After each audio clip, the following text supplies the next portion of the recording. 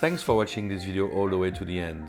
If you're interested in knowing how I did my video, you can check Filming with GoPro. And if you want to know a little bit more about how I do underwater photography, you can check 6 Steps Underwater Photography. Don't hesitate to subscribe and like the video. Bye bye!